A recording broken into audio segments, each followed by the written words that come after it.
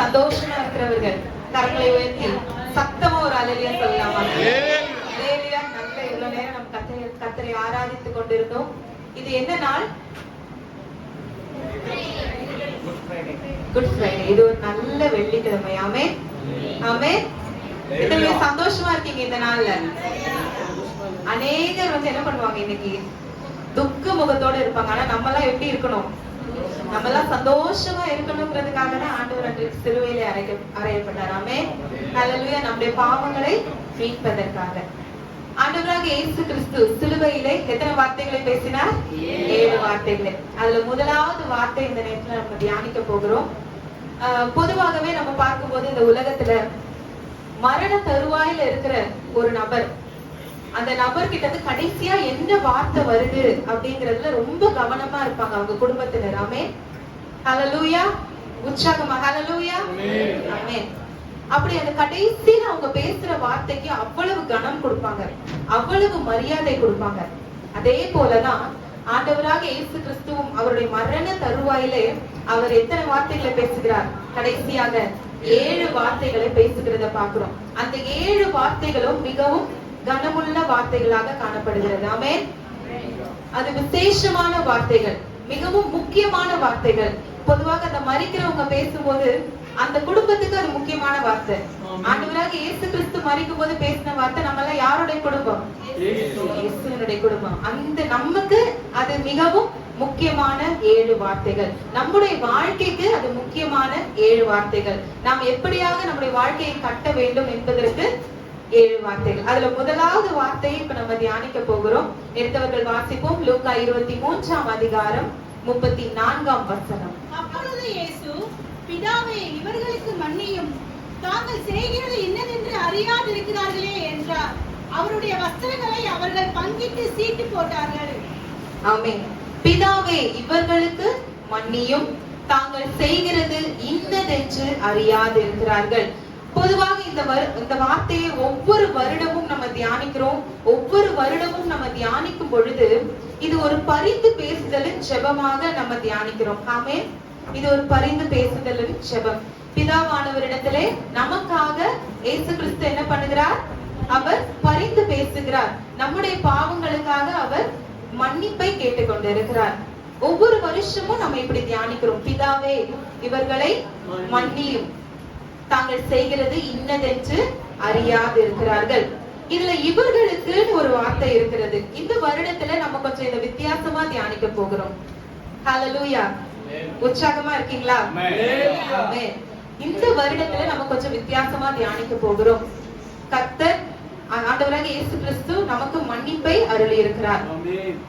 என்ன நம்ம கிட்ட எதிர்பார்க்கிறார்? இவர்களுக்கு மன்னியும். இந்த இவர்கள்னு சொல்லும் போது நமக்கு யாரெல்லாம் ஞாபகத்துக்கு வராங்க? போர் சேவகர்கள், காட்டி கொடுத்த யூதாஸ், கேலி கிண்டல் செய்தவங்க, ஆலய சங்கத்தினர், போர் சேவகர்கள், யூத ஜனங்கள், வேத பாரகர்கள், பொய் சாட்சி சொன்னவங்க, இப்படி எல்லாரும் நமக்கு ஞாபகத்துக்கு வராங்க. ஆனா இந்த இவர்களுக்குங்கிற வார்த்தை எப்படிப்பட்ட வார்த்தை தெரியுமா? இங்கிலீஷ்ல சொல்லும்போது it is an inclusive word சொல்லப்பட்டிருக்கிறது. இதுல உள்ளடக்கலாம் நிறைய பேரை. இன்னும் நம்ம என்ன பண்ணலாம்? உள்ளடக்கலாம். இதுல இன்னும் நம்ம யாரை உள்ளடக்கணும் தெரியுமா? நம்மள அந்த இடத்துல என்ன பண்ணணும்? உள்ளடக்கணும். இவர்களுக்கு நம்ம மத்தவங்களை நினைக்க கூடாது. ஆண்டவராக இயேசு கிறிஸ்து நமக்காக அந்த இடத்துல என்ன பண்ணுகிறார்? அவர் பரிந்து பேசுகிறார்.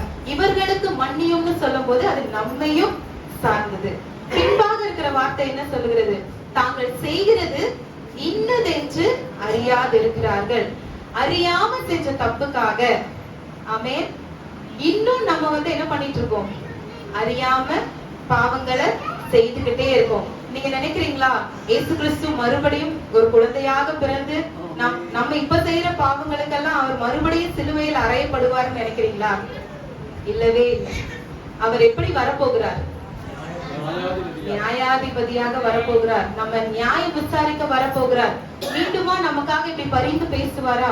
அவர் இரக்கம் உள்ளவர், அதனால பரிந்து பேசிக் கொண்டிருக்கிறார். ஆனா இந்த கிருபையின் நாட்களை நம்ம போக்கடித்து விட்டோம் என்று சொன்னால் நம்ம நியாயம் தீர்க்கப்படுவோம். அதனால நான் இந்த வசனத்தை நம்ம தியானிக்கும் பொழுது இந்த வருஷம் நம்முடைய வாக்குத்தத்தம் எனக்கு ஞாபகத்துக்கு வந்தது. நம்ம வாக்குத்தத்தம் என்ன?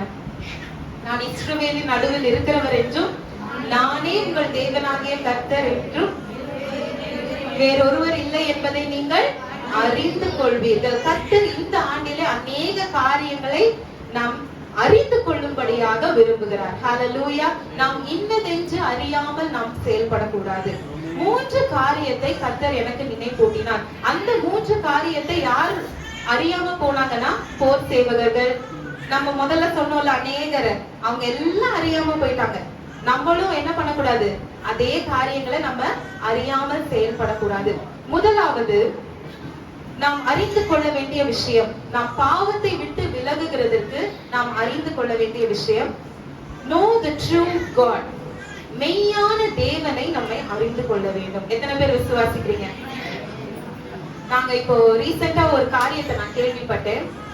ஒரு ஹாஸ்பிட்டல்ல போய் ஒரு கிறிஸ்தவ குடும்பத்துக்காக ஜெபிக்க போகும் பொழுது அங்க மற்ற பேஷண்ட்ஸ் எல்லாம் இருப்பாங்க இல்லையா, அவங்க எல்லாரும் வந்து எங்களுக்காகவும் ஜெபிங்க எங்களுக்காகவும் ஜெபிங்கன்னு சொல்லி கேட்டதாட்டு நான் கேள்விப்பட்டேன். அப்படி அவங்க ஜெபிக்க போகும் பொழுது அந்த நபர்கள் என்ன தெரியுமா சொல்றாங்க? எங்க வீட்டுல நாங்க என்ன பண்றோம், உங்க ஏசப்பா போட்டோவையும் நாங்க வச்சிருக்கோம். ஆண்டவர் அந்த இடத்துல கிரியை செய்ய முடியுமா? முடியவே முடியாது. ஒன்றான மெய் தேவனை நம்ம என்ன பண்ணணும்? நம்பணும். வாசிப்போம். யோவான் 17ஆம் அதிகாரம் 3ஆம் வசனம். ஒன்றான மெய் தேவனாகிய உம்மையும் நீர் அனுப்பினவராகிய இயேசு கிறிஸ்துவையும் அறிவதே நித்திய ஜீவன். ஆமென். ஒன்றான மெய் தேவனாகிய உம்மையும் நீர் அனுப்பினவருமாகிய இயேசு கிறிஸ்துவையும் அறிவதே நித்திய ஜீவன். நம்ம இந்த உலகத்துல வாழ்வதெல்லாம் அந்த நித்திய ஜீவனை அடைவதற்காக. ஹல்லேலூயா. ஆமென். அந்த நித்திய ஜீவனை நாம் அடைய வேண்டும் என்று சொன்னால் நாம் முதலாவது யாரை அறிந்து கொள்ள வேண்டும்? ஒன்றான மெய் தேவனாகிய இயேசு கிறிஸ்துவை நாம் அறிந்து கொள்ள வேண்டும். 2 நினைவுகளோட நம்ம என்ன பண்ணக்கூடாது? வாழக்கூடாது. பழைய ஏற்பாட்டுல நம்ம வாசிக்கிறோம், நீங்கள் எந்த மட்டும் 2 நினைவுகளாலே குந்தி குந்தி நடப்பீர்கள். பாகால் தெய்வமானால் பாகாலை வணங்குங்க, கர்த்தர் தெய்வமானால் கர்த்தரை வணங்கணும். நம்ம எப்பவுமே 2 நினைவுகளால இருக்கவே கூடாது. ஒன்றான மெய் தேவனை நாம் என்ன பண்ண வேண்டும்? விசுவாசித்து அவரை நாம் சார்ந்திருந்து அவரை நாம் அறிந்து கொள்ள வேண்டும். அப்படி நாம் அறிந்து கொள்ளும் பொழுதுதான் நித்திய ஜீவனை நம்மால் அடைய முடியும். ஹல்லேலூயா. நாம் நித்திய ஜீவனை அடைவதற்கு பிரயாசப்பட வேண்டும். இந்த போர் சேவகர்கள், இந்த மற்ற எல்லா நபர்களும் எதை மறந்துட்டாங்க? எதை அறியாமல் போயிட்டாங்க? ஒன்றான மெய் தேவனை அவர்கள் அறியாமல் போனார்கள். இரண்டாவதாக அவருடைய ஆழமான அன்பை நம்ம அறிந்து கொள்ள வேண்டும். இந்த உலகத்துல நம்ம வாழ்ந்து கொண்டு இருக்கிறோம். இந்த உலகத்துல அநேக அன்புகள் நம்மை சூழ்ந்திருக்கிற. இன்னைக்கு ஆராதனையில கர்த்தருடைய அன்பை நம்ம ருசி பார்த்தோம் இல்லையா? உலகத்தின் அன்பு நம்மை சூழ்ந்திருக்கிறது. இந்த உலக அன்பு நம்ம என்ன பண்ணிடக்கூடாது? மயக்கி விடக்கூடாது. ஏன்னா விலையேற பெற்ற ஒரு அன்பு நமக்காக ரத்தம் சிந்தப்பட்டு இருக்கிறது. ஹல்லேலூயா. ஆமென். இந்த உலக அன்பு எல்லாம் மாயை. ஒரு நாளும் அது நம்மோட கடைசி வரைக்கும் என்ன பண்ணாது? வராது. யாரும் நமக்காக என்ன பண்ண மாட்டாங்க? தங்களுடைய ஜீவனை கொடுக்க மாட்டாங்க. நமக்கு ஒரு பிரச்சனைனா யாரும் என்ன பண்ணிடுவாங்க? ஓடி போயிடுவாங்க. ஆனா இந்த உலக அன்பை நீங்கள் சார்ந்திருப்பீர்கள் என்று சொன்னால் நாம் எதை அடைய முடியாது? நித்திய ஜீவனை நாம் அடைய முடியாது. இதே வசனத்தை நம்ம வாசிக்கும் பொழுது, பிதாவே இவர்களுக்கு மன்னியும், தாங்கள் செய்கிறது இன்னதென்று அறியாது இருக்கிறார்கள். அந்த கடைசி தருவாயில அவர் 2 கைகளிலும் ஆணி அடிக்கப்பட்டிருக்கு, அவருடைய கால்களில ஆணி அடிக்கப்பட்டிருக்கு, அவருடைய தலையில முக்கிரீடம் சூட்டப்பட்டிருக்கு. அந்த வெயில் இன்னைக்கெல்லாம் நமக்கு வெயில் வந்தாலே நம்ம என்ன பண்றோம்? துணியை வச்சு இப்படி மூடிட்டே அப்படியே வரோம் இல்லையா? அந்த வெயில் சூழ்நிலையில ட்ரெஸ் எதுவுமே இல்லாம அவர் அந்த கேடு அடைந்தார் என்று வாசிக்கிறோம் இல்லையா? அந்த கேடு அடைகிற அந்த சூழ்நிலையிலும் கர்த்தர் இயேசு கிறிஸ்து நமக்காக என்ன பண்ணுகிறார்? பரிந்து பேசுகிறார். அந்த அன்பு விசேஷமான அன்பா, இல்ல இந்த உலகத்தின் அன்பு விசேஷமானதா? ஆமென். எவ்வளவு ஒரு அருமையான அன்பு! மனுஷர்களால கொடுக்க முடியாத ஒரு அன்பு. ஹல்லேலூயா. எந்த ஒரு மனுஷனாலும் இந்த விதமான ஒரு அன்பை நம்முடைய வாழ்க்கையில கொடுக்கவே முடியாது. அந்த சிலுவையில் அறையப்படுவதற்கு முன்பாக அவரை எத்தனையோ கேள்வி கேட்டார்கள். அந்த ஒவ்வொரு அண்ணா காய்பா இவங்க எல்லார்கிட்டயும் ஏரோது பிலாத்து இவங்க கிட்ட எல்லாம் போகும்போது அவரை சுற்றிலும் அநேக கேள்விகள். ஆனா எல்லா மனுஷர்கள் முன்பாகவும் அவர் எப்படி இருந்தார்? அவர் அமைதியாக இருந்தார். அந்த வலி வேதனையிலும் அவர் எப்படி இருந்தார்? அமைதியாக இருந்தார்.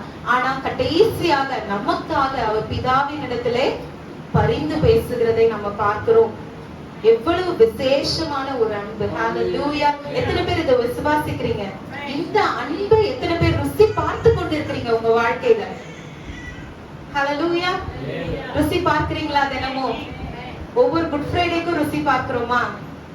ஒவ்வொரு நாளும் இந்த அன்பை நம்ம என்ன பண்ணணும்? ருசி பார்த்து கொண்டே இருக்க வேண்டும். முதலாவது மெய் தேவனை நாம் அறிந்து கொள்ள வேண்டும். இரண்டாவது அவருடைய ஆழமான அன்பை அறிந்து கொள்ள வேண்டும். மூன்றாவதாக இந்த இடத்துலதான் அடிக்கடி நம்ம தவறி விடுகிறோம். அவருடைய சித்தத்தை நாம் அறிந்து கொள்ள வேண்டும். ஹalleluya. அவருடைய சித்தத்தை அறிந்து கொள்ள வேண்டும். வாசிப்போம் லூக்கா 22ஆம் அதிகாரம் 42ஆம் வசனம். பிதாவே, உமக்கு சித்தமானால் இந்த பாத்திரம் என்னை விட்டு நீங்கும்படி செய்யும். ஆயினும் என்னுடைய சித்தத்தின்படி அல்ல, உம்முடைய சித்தத்தின்படி ஆக கடவது என்று ஜெபம் பண்ணினார். ஆமென்.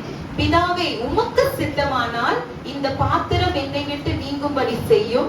ஆயினும் என்னுடைய சித்தத்தின்படி அல்ல, உம்முடைய சித்தத்தின்படியே ஆக கடவது என்று ஜெபம் பண்ணினார். ஆண்டவராக இயேசு கிறிஸ்து கெத்செமனே தோட்டத்தில் அவர் இருக்கும் பொழுது அவர் கடைசியாக எப்படி ஜெபிக்கிறார்? எப்படி ஜெபிக்கிறார்? என்னுடைய சித்தத்தின்படி அல்ல, உம்முடைய சித்தம். நம்முடைய வாழ்க்கையில நம்ம எடுக்கிற ஒவ்வொரு காரியங்களிலும் ஆண்டவருடைய சித்தத்தை நம்ம எதிர்பார்க்கிறோமா? போற போக்குல வாழ்க்கையில என்ன நடக்குதோ அது நடக்கட்டும் இருக்குமா? ஆமென். வேதாகமத்துல ஒரு சில காரியங்களுக்கு கட்டளைகள், கற்பனைகள், இப்ப பெற்றவர்களை நாம் எப்படி கனம் பண்ண வேண்டும், அதுக்கெல்லாம் நம்ம ஆண்டவர் சித்தத்தை நோக்கி நம்ம பார்க்கவே வேண்டாம். அதெல்லாம் கட்டளை கொடுக்கப்பட்டிருக்கிறது, கற்பனை கொடுக்கப்பட்டிருக்கிறது. திருடக்கூடாதுங்கிற கற்பனை கொடுக்கப்பட்டிருக்கிறது. களவு செய்யக்கூடாது, விபச்சாரம் செய்யக்கூடாது, எல்லா கற்பனைகளும் கட்டளைகளும் கொடுக்கப்பட்டிருக்கிறது. ஆனா நம்முடைய வாழ்க்கைக்கு, அனுதின வாழ்க்கையில நம்ம எடுக்கிற முடிவுகள், எல்லா காரியங்களுக்கும் நம்ம யாரை நோக்கி பார்க்கணும்? கர்த்தருடைய சித்தத்தை நோக்கி நம்ம பார்க்கிறவர்களா இருக்க வேண்டும். நம்முடைய வாழ்க்கையில கர்த்தர் எதை எதிர்பார்க்கிறார்? நாம் எப்படி பாவத்திலிருந்து விலகி ஜீவிக்க முடியும்? ரோமர் 12ஆம் அதிகாரம் 2ஆம் வசனத்தை வாசிப்போம். நீங்கள் இந்த பிரபஞ்சத்துக்கு ஒத்த வேஷம் தெரியாமல் தேவனுடைய நன்மையும் பிரியமும் பரிபூர்ணமான சித்தம் இன்னதென்று பகுத்தறியத்தக்கதாக உங்கள் மனம் புதிதாகிறதினாலே மறுரூபமாகுங்கள். தேவனுடைய சித்தம் என்னவாக இருக்கிறது? அவருடைய நன்மையும் பிரியமும் பரிபூரணமான சித்தம் இன்னதென்று பகுத்தறியத்தக்கதாக உங்கள் மனம் புதிதாகிறதுனாலே மறுரூபமாகுங்கள். இந்த உலகத்திற்கு நாம் என்ன வேஷம் தரிக்க கூடாது? உலகத்தை போல ஒத்த வேஷம் தரிக்க கூடாது. இப்படி இருந்தாதான் நம்ம உலகத்துல மதிக்கப்படுவோம் என்கிறதற்காக நம்ம என்ன பண்ணக்கூடாது? ஒரு சில காரியங்களை அவருடைய சித்தத்திற்கு விரோதமாக நம்ம செயல்படுத்த கூடாது. 1 தெசலோனிக்கேயர் 4ஆம் அதிகாரம் 3ஆம் வசனத்தில் நம்ம வாசிக்கும் பொழுது அவர் நம்மிடத்திலே பரிசுத்தத்தை எதிர்பார்க்கிறார். அவருடைய சித்தம் என்ன? நீங்கள் பரிசுத்தம் உள்ளவர்களாக வேண்டும் என்பதே தேவனுடைய சித்தமாய் இருக்கிறது. ஒருவன் பரிசுத்தமாய் இருந்தால் அவரிடத்துல என்ன இருக்காது? பாவம் இருக்காது. ஏன் நாம் கர்த்தரை பரிசுத்தர்னு சொல்றோம்? ஏன்னா அவரிடத்துல என்ன இல்ல? ஒரு பாவமும் இல்ல. ஒரு பாவமும் இல்லாதனாலதான் நம்ம அறியாம செய்த தவறுக்கு, பழைய ஏற்பாட்டுல வாசிக்கிறோம், அறியாம செய்த பிழைக்கு ஒரு பழுதற்ற ஆட்டுக்கடாவை தான் என்ன பண்ணணுமா? பலியாக கொடுக்கணும். அப்படிதான் ஆண்டவராக இயேசு கிறிஸ்து நம்முடைய பாவங்களுக்காக அவர் பலியாக சிலுவையிலே அறையப்பட்டார். நாம் பரிசுத்தம் உள்ளவர்களாக இருக்க வேண்டும் என்பதே அவருடைய சித்தமாய் இருக்கிறது. இன்னும் அதுக்கு அடுத்த வசனத்துல நீங்க வாசிக்கும் பொழுது 4வது வசனத்திலே நாம் தேவனை அறியாத அஞ்ஞானிகளை போல என்ன பண்ணக்கூடாது? இருக்கக்கூடாது. நீங்க கர்த்தருடைய சித்தத்தை அறியாம போய் உங்க வாழ்க்கையில நீங்க செயல்பட்டீங்க அப்படின்னா நம்ம எப்படியாக இருக்கிறோம்? அவரை அறியாத அஞ்ஞானிகளை போல இருக்கிறோம். இந்த 3 காரியத்தை கர்த்தர் இந்த நாளிலே நமக்கு நினைப்பூட்டுகிறார்.